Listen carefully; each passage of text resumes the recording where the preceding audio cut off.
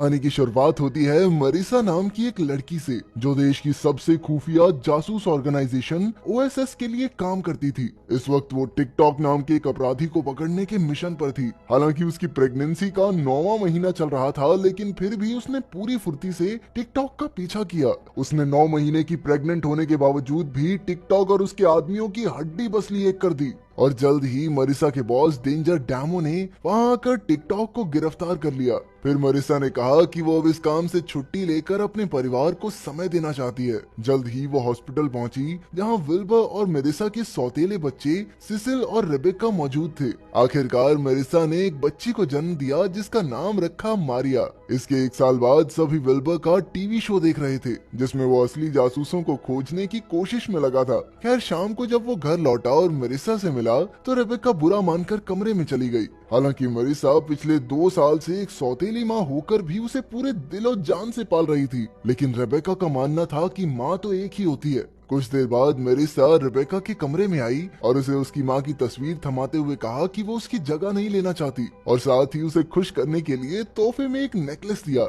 जिसके अंदर एक खास लाल क्रिस्टल जड़ा हुआ था। इससे रेबेका काफी खुश हुई। इसके बाद वो विल्बर के पास गई तो उन्होंने टीवी पर देखा कि साइंटिस्ट के हिसाब से समय अपनी आम रफ्तार से थोड़ा तेज दौड़ने लगा था। दरअसल कुछ ही मिनटों में अब कई घंटे बीत रहे थे और अब तक किसी को भी इस बात का एहसास नहीं हुआ। तब टाइम कीपर नाम के एक विलन ने इसकी जिम्मेदारी ली और पूरी दुनिया पर आर्मागेडॉन नाम का हथियार फेंक कर धरती नष्ट करने की धमकी दी। बाद में टाइम कीपर ने टिकटॉक को वो लाल क्रिस्टल चुराने का हुक्म दिया जो इस वक्त रेबेका के गले में था। अगली सुबह ओएसएस ने मरीसा को फोन किया और वो क्रिस्टल लेकर ऑफिस पहुंचने को कहा। जब मरीसा ने रेबेका से वो नेकलेस वापस मांगा तो रेबेका ने गुस्सा होकर नेकलेस का खाली डब्बा लौटा दिया। फिर मरीसा ने अपने कुत्ते आर्गोनॉट को बच्चों की रखवाली करने को कहा और खुद ऑफिस की ओर निकल पड़ी। मगर जल्द ही टिकटॉक और उसके साथी मरीसा के घर से वो लाल क्रिस्टल चुराने आ पहुंचे। तभी घर का अलार्म बजा और उसने बच्चों को खुफिया कमरे में जाने को कहा।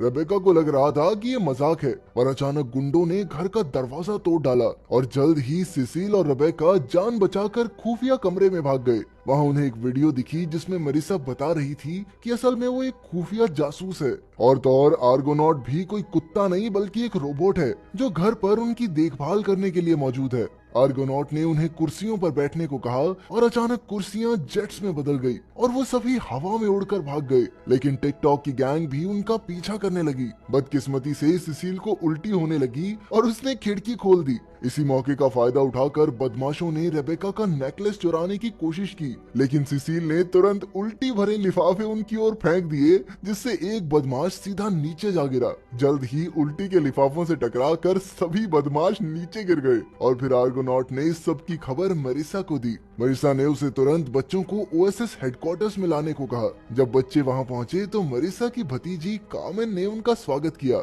वो बच्चों को एक खास कमरे में ले गई जहां से उसका जासूस बनने का सफर शुरू हुआ था। उन्होंने कई मशीनों से छेड़छाड़ की पर कोई हलचल नहीं हुई। वहीं दूसरी ओर मरीसा टिकटॉक के अड्डे पर नजर रखने पहुंच गई, पर जल्द ही टिकटॉक ने उसे ढूंढ निकाला। टिकटॉक के गुंडों ने उस पर धावा बोल दिया और मरीसा ने चुटकियों में सबको धूल चटा दी। ये देखकर टिकटॉक दुम दबाकर वहां से भाग निकला।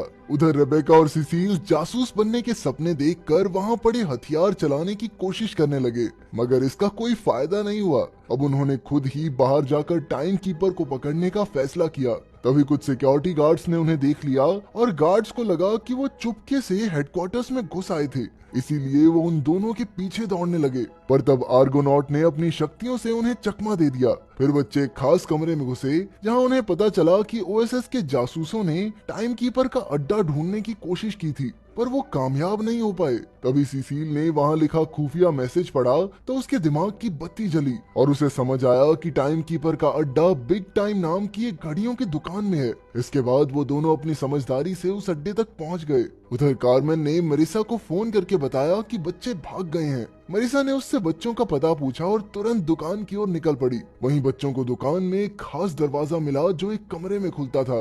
अंदर जाने के लिए उन्होंने एक बड़ी सी घड़ी पार की और फिर उन्हें एक कंप्यूटर दिखा जिस पर एक डॉक्यूमेंट्री चल रही थी। उसमें बताया था कि 1930 के एक एक्सपेरिमेंट के दौरान आर्मेगेडॉन हथियार ने एक बच्चे को मूर्ति बनाकर समय में रोक दिया था। इसके कई साल बाद एक लाल क्रिस्टल की मदद से वो बच्चा समय की कैद से आजाद हुआ तब रेबेका को एहसास हुआ कि ये बदमाश उसके नेकलेस को पाना चाहते हैं। पर अचानक टिकटॉक वहां आ गया और उसने बच्चों को कैद करके टाइम कीपर के सामने पेश किया। टाइम कीपर रेबेका से नेकलेस छीनने ही वाला था कि मरिसा और कार्मेन ऐन वक्त पर वहां पहुंच गई। जल्द ही मरिसा, कार्मेन और टाइम कीपर के बीच जबरदस्त लड़ाई छिड़ गई। तभी अचानक बच्चों के हथियार भी चालू हो गए और वो भी दुश्मनों को धो धो कर मारने लगे। कुछ ही देर में विल्बर को इस लड़ाई की खबर मिली और वो भी अपने कैमरामैन के साथ जासूसों को ढूंढने यहाँ आ पहुंचा। वहाँ लड़ाई में टाइम कीपर का पलड़ा भारी पड़ रहा था, इसीलिए मरिसा ने बच्चों से भाग जाने को कहा। पर उसी वक्त टिकटॉक ने रेबेका का नेकलेस चुरा लिया।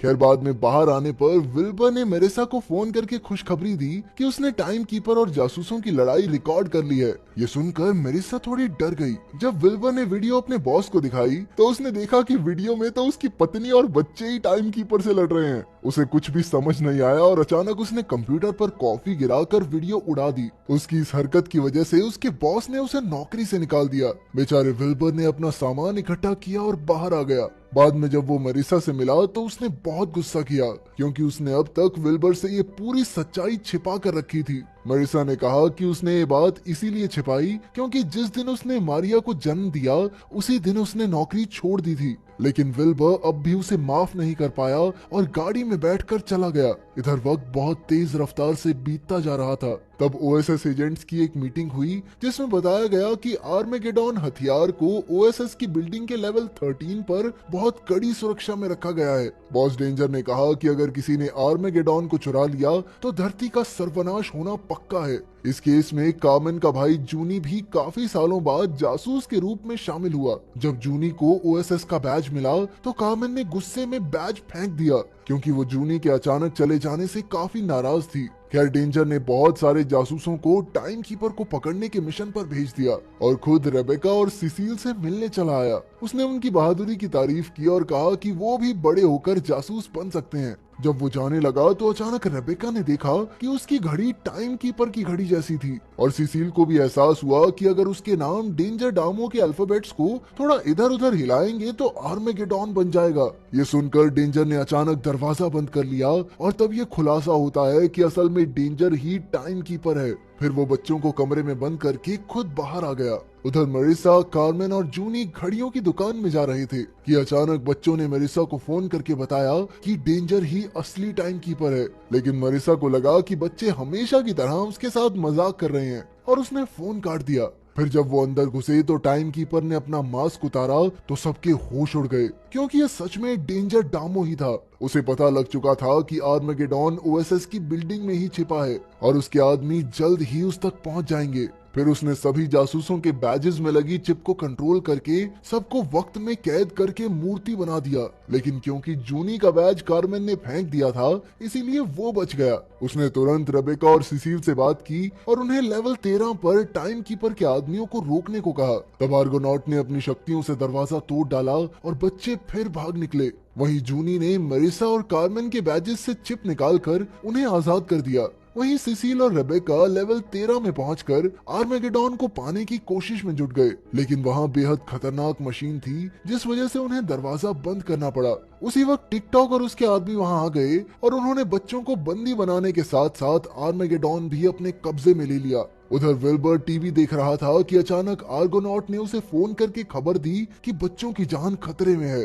वहीं जब बच्चे डेंजर डामो से मिले तो उन्होंने पूछा कि वो ये सब क्यों कर रहा है। तब उसने बताया कि सालों पहले उस एक्सपेरिमेंट के पीछे उसके पिता का हाथ था और जो बच्चा समय में कैद हुआ वो कोई और नहीं बल्कि डेंजर डामो ही था। उसके पिता ने अपनी पूरी जिंदगी समय से उसे आजाद करने की कोशिश में गुजार दी लेकिन वो कामयाब नहीं हो सके। फिर कुछ साल बाद वैज्ञानिकों को वो लाल क्रिस्टल मिला जिसकी अद्भुत शक्तियों से डेंजर डामो को आजाद किया जा सकता था। जब डेंजर आजाद हुआ तो उसने देखा कि उसके सभी परिवार वाले मर चुके थे, इसीलिए वो आर्मेगेडॉन की मदद से समय में वापस जाकर अपने पिता से मिलना चाहता था। तब सिसिल ने देखा कि डेंजर पहले भी समय में वापस जाने की कोशिश कर चुका है पर हर बार चीजें और बिगड़ जाती थी। असल में टिकटॉक और उसकी पूरी गैंग भी उसका समय के साथ छेड़छाड़ करने का ही नतीजा था। तब रेबेका ने उसका दर्द समझा और उसे बचा हुआ समय खुशी से बिताने की सलाह दी मगर डेंजर ने किसी की एक न सुनी और वो आर्मेगेडॉन को साथ लेकर टाइम मशीन में चला गया।